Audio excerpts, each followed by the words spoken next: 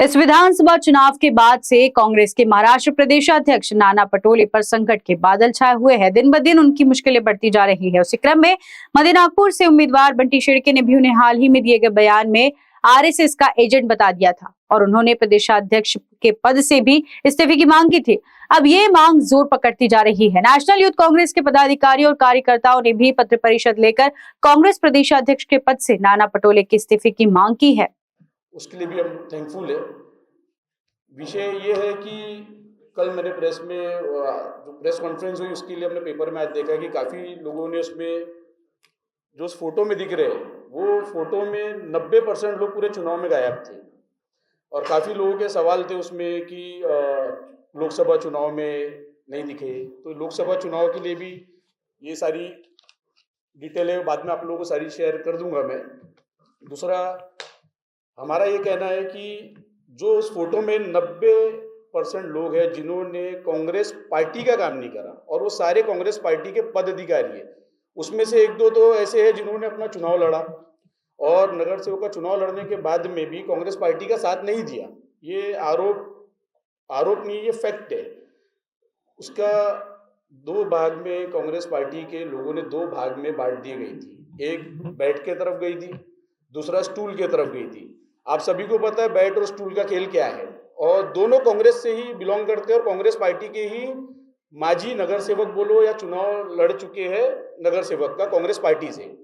और बाद में जिस तरीके से अपन ने कल भी देखा, अपना हमारे चचा एक फिरोज चचा है जो कल मीटिंग में प्रेस कॉन्फ्रेंस में वहाँ बैठे थे, तो उनका तो वीडियो भी है और काफ़ी चीज़ें उनकी सामने आई है कि जो उन्होंने खुल के प्रचार करा है स्टूल का। उसके बाद में और एक हमारे हजरत थे, हमारे उनको भी मैं चचा ही बोलता हूँ, जिन्होंने चुनाव के टाइम पे डेली हमको हमारे घर में बुलाया, बातचीत हुई उनसे, काफ़ी चीज़ें क्लियर हुई कि हाँ मैं अब बेटा तुम लोगों के साथ हूँ, मैं तुम्हारे साथ रहूँगा। और कल प्रेस कॉन्फ्रेंस में उनकी नाराज़गी थी, तो नाराज़गी तो हमको रहना चाहिए इस बात की कि उनका सीधा सीधा हमारे बार्गेनिंग करना चाहा, उन्होंने कांग्रेस पार्टी से बार्गेनिंग करना चाहा कि मेरे को 4 नगर सेवक मोमिनपुरे से दो, वो 4 नगर सेवक मोमिनपुरे से देंगे तब मैं तुम्हारा काम करूंगा। और उसके बाद में दूसरे और भी जैसे लोग थे और उसमें उनका नाम क्या है, रमेश पुणेकर। हाँ, रमेश पुणेकर जो उनको भी मैं काका बोलता हूँ, वो भी अपना माजी नगर सेवक है और माजी नगर सेवक वो कांग्रेस पार्टी से और उनके साथ में जो सारे जो लोग घूम रहे थे वो कांग्रेस के लोग थे। ना उनको शोकॉज मिला, ना उनके ऊपर कोई कार्रवाई हुई। कार्रवाई के अलावा जो नॉमिनेशन के दिन हमारे माजी मंत्री अनीस अहमद जी के साथ में जो वहाँ पर मौजूद थे, उनका नाम भी फिरोज लीडर है, उनको चचा बोलता हूँ मैं। वो चचा भी कांग्रेस पार्टी में मध्य नागपुर की बाकी जो आवाम है, जो क्लोजली, आप लोगों ने भी क्लोजली इलेक्शन देखा है और ये सारे जिन्होंने मेहनत करके अपना इलेक्शन देखे, ये सारे लोगों से भी आप सवाल करना चाहते हैं तो आप कर सकते हैं। और ये भी आपसे काफ़ी चीज़ें बात करना चाहते हैं। माफ़ी जो बोले थे कि माफ़ी मांगे, माफ़ी से नहीं होगा, हमको माफ़ी जो है ना कार्यकर्ताओं से उन लोगों ने मांगना चाहिए कि इन लोगों ने किस तरीके से अपना षड्यंत्र रचा। दो भाग में कांग्रेस, वो सच बोल बैठा, वो नवाब के शहर था, उसने अपने जख्म उस शहर में खोल बैठा। आज हम लोग सिर्फ जो आप लोगों के सामने आए हैं, मकसद एक ही है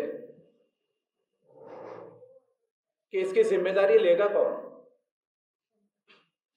आज जो महाराष्ट्र में जो कांग्रेस की दुर्गति बोलना चाहिए, उसकी जिम्मेदारी कौन लेगा। आज जिन्होंने जिम्मेदारी लेने चाहिए थे वो कल प्रेस कॉन्फ्रेंस कर रहे हैं और सीना ठोक के वो ये बता रहे हैं कि उन्होंने काम किया। मैं उनसे ये पूछना चाहता हूँ इस आज प्रेस कॉन्फ्रेंस के माध्यम से कि वो लोग अपने दिल पे हाथ रख के ये बताएं कि क्या वाकई में उन लोगों ने वो सब उतनी मेहनत की। 32 लोगों ने मध्य नागपुर से, तकरीबन 36 लोगों ने मध्य नागपुर से टिकट मांगा था।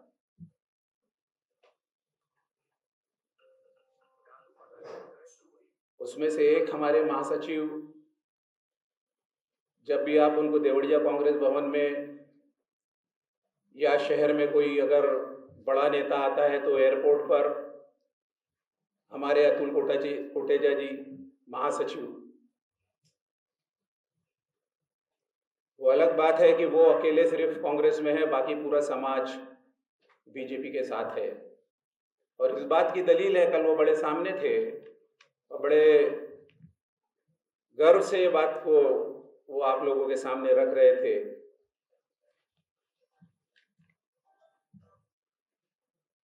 उनका बूथ नंबर है 168, जिसमें 1201 वोट है। उसमें से सिर्फ वोट पड़े 600, मतलब 50% की पोलिंग होती है महासचिव के वार्ड बूथ में। क्या उनकी जिम्मेदारी यही बनती है? और कमाल तो इस बात की है कि हमारे महासचिव, जो हमेशा देवड़िया कांग्रेस भवन में बिल्कुल आगे आगे रहते हैं, नेतागिरी बताते, वहां से कांग्रेस को सिर्फ और सिर्फ 88 वोट मिले और बीजेपी को 501 वोट। क्या वो जिम्मेदारी ले रहे हैं? वो अपनी नैतिकता नहीं बनती? उन्होंने तो रिजाइन करना चाहिए। बहुत करीब से कनपटी से के बाजू से गोली निकली है नाना पटोले जी के, तो 200 वोटों से सिर्फ जीते हैं।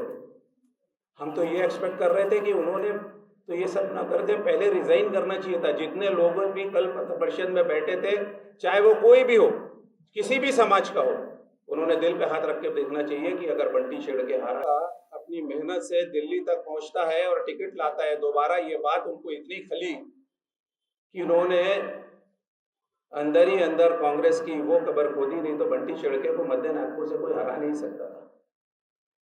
और पुरानी कहावत है, कांग्रेस को कांग्रेसी ही हराता है। तो ये लोगों ने, जिन्होंने कल प्रेस कॉन्फ्रेंस ली, इन्होंने अपनी नैतिक जिम्मेदारी समझकर या सब जाके पहले नाना पटोले जी को क्या बोलते, ये बोले कि साहब आप पहले रिजाइन करिए, उसके बाद हम भी देते हैं। चाहे वो किसी भी समाज का हो, चाहे वो आसिफ कुरैशी हो, चाहे हैदर दोसानी हो, इनकी सबकी जिम्मेदारी बनती है कि ये नैतिकता के तौर पर इन्होंने रिजाइन करना चाहिए, उसके बाद में उन्होंने अपनी नेतागिरी करनी चाहिए। किसी को भी फिक्र नहीं है। ऐसे ही मध्य नागपुर से एक एक सीट करते करते हम सिर्फ 16 सीट पे आ गए। ये जोश है बच्चों का, जो आप लोगों के सामने आज बैठे हैं। ये लोग बहुत मेहनत किए थे इन्होंने, और इनको पूरी उम्मीद थी कि बंटी शेड़के इस बार जरूर जीतेगा। हालात भी वैसे ही बता रहे थे। फोन करके तरह तरह के लुभावने वादे किए जा रहे थे, लालच दी जा रही थी, टिकट की बात की जा रही थी। लेकिन बोलते हैं ना कि ऊपर वाले के मर्जी के बगैर कुछ हो नहीं सकता, तो हम तो यही मानते हैं कि उसकी किस्मत में इस बार जीत नहीं थी, इसलिए वो हारा। ये तो किसी की ताकत नहीं है। लेकिन अफसोस इस बात का है, तकलीफ इस बात की है हमको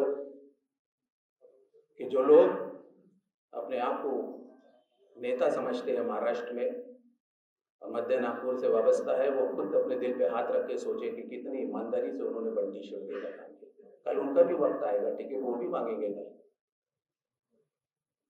मैं बस आप लोगों से यही इल्तिजा करता हूँ और हम लोगों की यही अपील है कि सबसे पहले तो हमारे जो प्रदेश अध्यक्ष है नाना पटोले जी, उन्होंने रिजाइन करना चाहिए, और तमाम उनके साथी जिनकी वजह से कांग्रेस की ये दुर्गति हुई, उन्होंने भी रिजाइन करना चाहिए और नए जोश को और नए लोगों को सामने आना चाहिए। और मैं आपके माध्यम से हमारे नेता राहुल जी गांधी, प्रियंका गांधी जी से भी मैं अपील करना चाहता हूं कि आप इसको नागपुर शहर के अंदर जो ये वसवसा जो पैदा हुआ है कि महाराष्ट्र प्रदेश कांग्रेस कमेटी के अध्यक्ष अगर खुद 220 वोटों से हारते हैं, तो आप समझ लीजिए जीतते हैं, तो जब वो खुद अपनी नैया पार नहीं लगा सक रहे थे तो दूसरों को क्या बचाते। बंटी शेड़के ने बिल्कुल सही इल्जाम लगाया। आप देखिए, आप जाइए खंगालिए, क्या बोलते वो जो प्रियंका जी आई थी, कहाँ थे कहते प्रदेश अध्यक्ष, और बाकी के जितने भी जो कल बैठे थे, ये सारे के सारे अकेले प्रियंका जी के रथ पे सवार होने के लिए चढ़े जा रहे थे, लेकिन चुनाव के दिन कहीं नहीं दिखे। आज इनकी नैतिक जिम्मेदारी बनती है, क्योंकि इन्होंने इस पार्टी के माध्यम से हर चीज इन्होंने पाया है। इज्जत, दौलत, शोहरत, जो कुछ भी इन लोगों को मिली है सिर्फ कांग्रेस की देन है। और आज ये कांग्रेस की कब्र खोद रहे हैं। इसलिए हमारी सभी लोगों की पुरजोर मांग है आज इस आपके माध्यम से, ये सभी लोगों ने, खासतौर से नाना पटोले जी ने, अब इस बात को, बहस को आगे ना बढ़ाते हुए और किसी के ऊपर नोटिस देना, जो हारता है ना उसे पता होता है कि कैसा हारता है। यंग बच्चा दलाल अपनी दलाली करके वो अपना मेहनताना कमाता है। एजेंट जो होता है वो अच्छे भले घर को पूरे नेस्त नाबूद कर देता है। हमारी नैतिकता है कि हमारे नेता बंटी शेरके ने ये कहा है कि नाना पटोले ये आरएसएस के एजेंट है, ना कि दलाल है। एजेंट वो होता है जो किसी स्ट्रक्चर को पूरा गिरा देता है, वो एक दीमक की तरह रहता है। हमारा यही कहना है कि हम क्रांतिकारी लोग हैं, हम कांग्रेस के सच्चे सिपाही हैं। और ये जो नाना पटोले के जो सिपे सिलेकार है, जिन्होंने नागपुर शहर में कांग्रेस को खत्म करने की कसम खाई है बीजेपी और आरएसएस से मिलकर, इन लोगों को शहर से हटाना चाहिए। खास तौर पे नाना पटोले जी को हटाना चाहिए और यहाँ पे जो कांग्रेस को इस महाराष्ट्र में बढ़ा सके ऐसे नेताओं को वहाँ स्थापित करना चाहिए। आज मात्र 16 सीट आई है, इस चीज पे हमारे सभी लोगों ने विचार करना चाहिए। 16 सीट क्या है, 288 में से 16 सीट, तो नैतिकता उनकी बनती थी कि उन्होंने पहले खुद सामने आके अपना राजीनामा देना चाहिए था। और आप बंटी शेरके को जवाब मांग रहे 2 दिन का। और कांग्रेस पार्टी के कर्मठ कार्यकर्ताओं ने पूरे महाराष्ट्र में अच्छा काम किया है, जिसका रिजल्ट को लेके पटोले जी को इतना मान सम्मान मिला है। ये पटोले जी की अकेले की भूमिका नहीं है। अगर पटोले जी की अकेले की भूमिका है तो वो 208 वोट से किस तरीके से बैलेट पेपर से जीत रहे हैं। और आप जो लोग, आप सवाल ये लेके आए हैं कि वो एजेंट, हमारे माननीय कैंडिडेट ने अगर मध्य नागपुर के उनको एजेंट कहा है या दलाल कहा है, तो वो कहीं ना कहीं पुरावे के साथ नहीं कहा है या पुरावे के साथ कहा है, ये आपकी सोच है। हमारे लिए 2019 से नागपुर शहर की कांग्रेस कमेटी में जो गतिविधियां हो रही है वो आप तय करो कि ये दलाली की है या क्या है, ये आप निर्णय लेना है। आप जनता के जो जनता की सोच रहती है उसको आप सामने उजागर करते हो, वो आपको तय करना है। 2019 में एक महाराष्ट्र प्रदेश, एक नागपुर शहर कांग्रेस कमेटी की जुझारू अध्यक्ष, जिसने जो एक तेली समाज से आती थी और जो एक ओबीसी वर्ग को बहुत अपने कांग्रेस के प्रति लोगों को अपने तरफ करने की कोशिश करती थी, एक पढ़ी लिखी लेडीज थी जो महिला शहर कांग्रेस की अध्यक्ष थी। आपने ऐसा क्या चीज करी थी? उसने 3 बार इलेक्शन कंडक्ट किया, हमारी ताई ने, प्रज्ञा बड़वाइक ने 3 बार इलेक्शन कंडक्ट किए। ऐसा क्या हुआ कि रातों रात हटा के एक ऐसा महिला अध्यक्ष बनाया आपने जिसको 4 लोग नहीं जानते नागपुर शहर में, महिला अध्यक्ष बनने के बाद। और कल वो आके यहाँ प्रेस कॉन्फ्रेंस कर रही है, कल वो आके ये बता रही है कि हम कर्मठ कार्यकर्ता है, हम नानाजी पटोले के साथ खड़े कंधे से कंधा लड़ा के। तो 2019 में ऐसा क्या उनकी नागपुर शहर में आला कमान राहुल जी गांधी, खड़गे जी, हम नाना पटोले को क्यों नहीं मानेंगे? हम नाना पटोले की पोस्ट को मानते हैं। नाना पटोले की पोस्ट महाराष्ट्र प्रदेश अध्यक्ष की है और हमारे लिए गर्व की बात है वो पोस्ट, हम सब उनके अधीन आते हैं। लेकिन अगर ये सब चीजें जो आज 2019 से 2024 तक हुई, बंटी शेरके ने 2019 में इलेक्शन कंडक्ट किए, उसके बाद से मध्य नागपुर में जो पदों को लेके, जो सेल के अध्यक्षों को लेके बारंबार मध्य नागपुर में ही पोस्टिंग क्यों हो रही थी? मध्य नागपुर में क्यों पोस्टिंग हो रही थी? अभी मैं जहां आपसे बात मेरी आधी रह गई थी कि अगर आपने नुसरत नैश अली को शहर अध्यक्ष बनाया था, तो नुसरत नैश अली को शहर अध्यक्ष क्या भी आप किस रिजल्ट के ऊपर बनाया था? उन्होंने मध्य नागपुर के कितने बूथों में कितनी महिलाओं को जोड़ा था? उनका रिजल्ट क्या था? हमने दूसरी चीज ये है कि अभी आप प्रेस कॉन्फ्रेंस ले रहे हैं, आपको भी शो ऑफ नोटिस आ सकता है सारी चीजों को। हमारा कांग्रेस कमेटी से और महाराष्ट्र प्रदेश कांग्रेस कमेटी से स्पष्ट है कि आपको अगर चमचे पदाधिकारियों को रखना है या जमीनी पदाधिकारियों को रखना है, ये निर्णय कांग्रेस कमेटी के नेताओं ने लेना चाहिए। ये हमारे जो कर्मठ कार्यकर्ता है, आज एक बात बताइए, 72 साल की उम्र से बबन राव जी दुरुपकर, हमारे जिस नेता यहाँ बैठे हुए हैं, आप 72 साल की उम्र वाले आदमी को ये प्रेस कॉन्फ्रेंस में आने की जरूरत कांग्रेस के कर्मठ कार्यकर्ताओं को क्या हो गई ऐसी? और जो लोग प्रेस कॉन्फ्रेंस ले रहे हैं, जो 2 तारीख को यानी कल जिन्होंने प्रेस कॉन्फ्रेंस ली, उनका बायोडाटा क्या है? उन्होंने ये इलेक्शन में 20 दिन क्या किया है ये जग जाहिर है, वीडियो के माध्यम से जग जाहिर है। कई ऐसे लोग हैं मध्य नागपुर में जिनके घर जाके उन्होंने ये कन्विंस किया है कि तुम्हारा क्या रिजल्ट निकलेगा, तुम्हारा क्या रिजल्ट निकलेगा, तुमको क्या करना है, तुमको अध्यक्ष के साथ देना है कि कैंडिडेट का साथ देना है, तुमको कांग्रेस कमेटी में पद पे महाराष्ट्र प्रदेश के अध्यक्ष ने बनाया है, बंटी सिल्के ने बनाया है क्या? ये पर्सनली स्पेशल ऐसे कई लोग हैं यहाँ जिनके घर जाके कमिटमेंट किया गया है। नहीं साले से तो जीजा जी से किया गया है कि तेरे साले को समझा। तो आज हम लोग हमारा एक ही उद्देश्य था। आज सवेरे पेपर पढ़ के जो हमने वहाँ पेपर में जो देखा और उससे जो समझा कि भैया ये जो लोग कांग्रेस के प्रति मध्य नागपुर में कहीं दिखे ही नहीं, जिन्होंने कांग्रेस को अभी एक मैं सवाल करना चाह रहा हूँ। एक हमारे बड़े सीनियर कांग्रेसी है कमलेश समर्थ जी, वो भी कल प्रेस कॉन्फ्रेंस में थे। उनकी भूमिका क्या थी? आप लोगों के माध्यम से मैं सच्चाई से लोगों को अवगत कराने के लिए हम लोगों ने ये प्रेस कॉन्फ्रेंस ली है कि आप लोगों के माध्यम से लोग समझे। अभी वो कमलेश समर्थ जी हमारे को फोटो में दिख रहे हैं, आप लोगों के माध्यम से दिख रहे हैं, प्रेस में दिख रहे हैं कि वो बता रहे हैं कि हम लोग जी जान से कांग्रेस कमेटी के लिए मध्य नागपुर में काम किया। क्या काम किया? तो ये लोग कौन है जो जिन लोगों को आप दिखे नहीं? ये अल्तमश कौन है? ये राहुल खेरकर कौन है? ये नवेश शेख कौन है? ये स्वप्निल डोके कौन है? ये बमन राव जी काका हमारे सीनियर कांग्रेसी वो कौन है? ये अशरफ खान कौन है? ये हमारे बातो जी कौन है? राजकुमार बातो जी। इन लोगों को आप कहीं नहीं दिखे। इन लोगों को आप 1-2 जगह दिखे जहां आपको एयरपोर्ट से रिसीव करना था कोई बड़े नेता को, वहां दिखे। और 67% आपको आंकड़ों के अनुसार बोल रहा हूं, 67% मध्य नागपुर कांग्रेस कमेटी पश्चिम नागपुर में थी। ऐसा क्या आदेश था? विकास ठाकरे पर भी आरोप कर रहे हैं। नहीं, हम हमारे अध्यक्ष के ऊपर आरोप नहीं कर रहे। 67% विकास ठाकरे जी ने थोड़ी ना बोला था उनको। वो तो पदाधिकारी महाराष्ट्र प्रदेश के थे ना, वो तो महाराष्ट्र प्रदेश के थे। मैं आरोप कर रहा हूँ नाना पटोले जी ने बोला था उनको, ये मैं बोल सकता हूँ।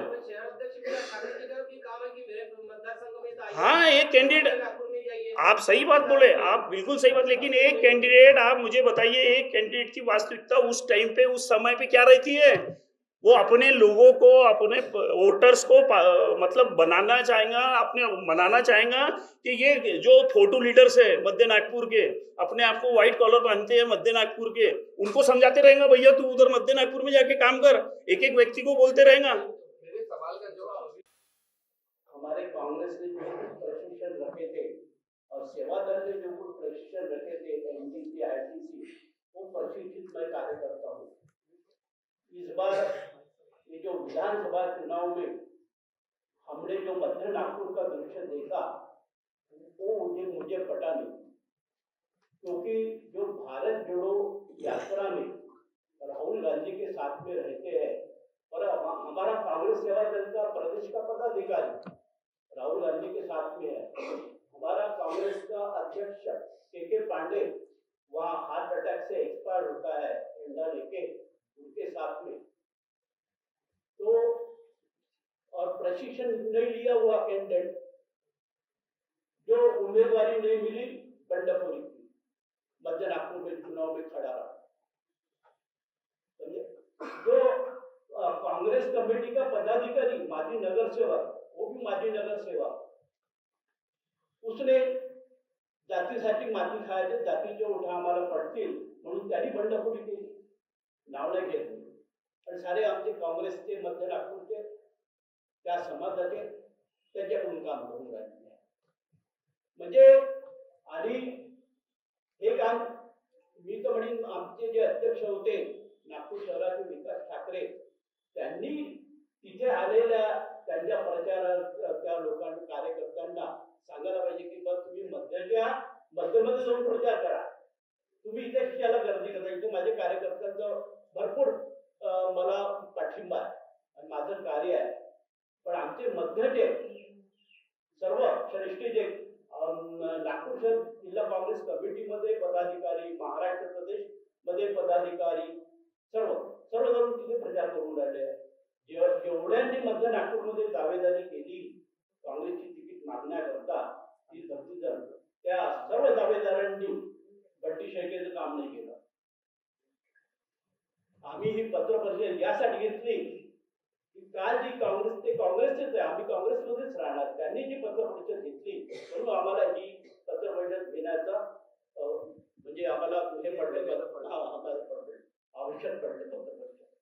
कालच्या पत्र परिषदेमध्ये जे होते ते सर्व बंडखोर. ज्यांनी एक आमचा माजी नगरसेवक तो म्हणतो की आता बंटी शेळके बूथ घेऊनच बूथचे सर्व लोकसभेच्या इलेक्शन मध्ये, म्हणजे हे असे तुम्ही मध्य नागपूरमध्ये काँग्रेसच्या उमेदवाराच्या प्रचारार्थ तुम्ही दुसरे नाही फिरले नाही, तुम्ही आपल्याच उमेदवाराकरता ज्या म्हणजे नाव घेत नाही बंडखोर केलेल्या उमेदवाराबरोबर तुम्ही प्रचार करून राहिले आहे आणि ते इलेक्शन संपलं, रिझल्ट आला आणि आज तुम्ही प्रेस कॉन्फरन्स मध्ये हजर राहता.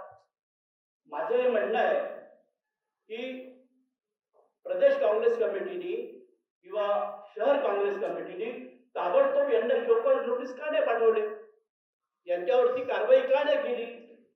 हे बंडखोर जे उभे झाले ते अजूनपर्यंत त्यांना शोकॉज नोटीस नाही पाठवले, त्यांच्यावर कारवाई नाही केली. आणि आता ते अर्बट बोलून राहिले, ते पुणेकर अलग बोलतील, तो फिरोज खान माजी नगरसेवक अलग बोलेल, तो मोहम्मद कलाम अलग बोलेल, कोणी दुसरं काही बोलेल. तुम्ही त्यांना काढून टाका ना शोकॉज नोटीस करून. मला दुःख आहे की बा अशा बंडखोर लोकांना आमच्या काँग्रेसनी नोटीस पाठवली नाही आणि तरी सुद्धा त्यांचं तोंड चालत आहे. अशी एक चर्चा आहे की पुणेकर यांना उभं करण्यामागे काँग्रेसच कशी हो, तर ते एक दुःख आहे ना, आम्ही ते बोलू शकत नाही. जरी उभं केलं असेल तरी आमच्या याच्यामध्ये पदाधिकारी आहेत नागपूर शहर काँग्रेसमध्ये, त्यांचे संपूर्ण पदाधिकारी आहेत, त्यांनी ते मध्य नागपूर प्रचारार्थ का नाही दिसले.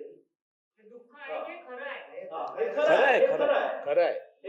आहे, दुःख पण आहे. हे खरं आहे. रमेश पुणेकरांना उभं करण्याच्या मागे काँग्रेसच्या खूप मोठ्या नेत्यांचा हात होता, अशी चर्चा आहे. हे खरं आहे तुमचं म्हणणं. आणि बंटी शेळकेचं पॉलिटिकल करिअर किंवा पॉलिटिकल मर्डर करण्याचा प्लॅनिंग होता. आता बंटी शेळके जर इथून निघून गेला तर मोठा नाव होईल म्हणून त्याला पाळण्याचा प्रयत्न करण्यात आला. हे त्याच्या मागचं कारण होतं का? नाही, त्याचं बंटी शेळकेचं करिअर खराब करण्याचा कोणाचा उद्देश नव्हता, त्यांचाही उद्देश नव्हता, काही नव्हता. हा मुलगा म्हणजे काँग्रेसमध्ये एक नवीनच उपजलेला ऍक्टिव्ह आहे, म्हणजे भावात सर्व कामं करतो. एवढ्या संघाच्या वार्डामध्ये जिथे गडकरी राहतात, जिथे एकनाथ जोग राहतात, जिथे सारे बीजेपीचे RSSचे रहिवासी रेसिडेन्शियल संघ बिल्डिंग तिथे आहे. पहिल्यांदा या मुलाला तिथून नगरसेवकाची तिकीट मिळाली आणि जो त्यांच्या कॅटरिंगचा जो गडकरी साहेबांचा भोजन कक्ष सांभाळणारा खास नगरसेवक होता, त्या नगरसेवकाला पाडून बंटी शेळके तिथे निवडून आला. देखिए, सबसे पहले हमारे नेता राहुल गांधी जी ने कहा है डरो मत. ये डरो मत जो है बहुत कांग्रेस कार्यकर्ताओं के अंदर एकदम उबाल ला देता है और सच बोलने के लिए चाहे कोई भी उसके लिए खड़े रहते हैं. अभी जिस तरीके से सारे लोगों ने जो चीज़ें की थी उसके सारी डिटेल्स हमारे पास भी है. कई लोगों के रिकॉर्ड्स है, कई लोगों के कॉल रिकॉर्डिंग है, कई लोगों की वीडियो रिकॉर्डिंग है. वो अभी हम लोग सारी चीज़ें हमारे जननायक नेता हमारे राहुल गांधी जी से शेयर करने वाले हैं. उसके बाद में क्या निर्णय होता है वो निर्णय हम लोग देखेंगे, नहीं तो आप लोगों के सामने वापस एक प्रेस कॉन्फ्रेंस करके आप लोगों की सारी चीज़ें आप लोगों को देंगे. उसमें अभी मैं आपको चीजें बोल नहीं सकता. काफी पहले हम लोग हमारे सीनियर क्या है, कांग्रेस पार्टी है, पहले परिवार का मसला है, परिवार का मसला परिवार में संभलेगा और उसके बाद में जो डिसीजन अगर आता है तो एक और प्रेस कॉन्फ्रेंस लेंगे और आप लोगों को सारी चीजें हम लोग खुद प्रोवाइड करेंगे. आपने परिवार की बात की. कारण न्यूज के लिए सचिन छोड़ापे की report. Doctor Megha's the holistic healing centre and weight loss वाला, जहां दी जाती है मेडिटेशन थेरेपी जैसे past life regression, chakra healing, subconscious mind reprogramming, weight loss, thyroid reversal, मानसिक बीमारियां जैसे डिप्रेशन, एंजाइटी, शिजोफ्रेनिया से छुटकारा पाए बिना किसी दवाई, बिना कोई इंजेक्शन के, सिर्फ थेरेपी के माध्यम से. इनके ब्रांचेस महाराष्ट्र, मध्य प्रदेश और छत्तीसगढ़ जैसे राज्यों में भी है। इनका पता है मानीवाड़ा रोड, बाकरे सेलिब्रेशन के पीछे, अंबिका नगर, नागपुर। अधिक जानकारी के लिए संपर्क करें 8208006178 और 9404084862 पर।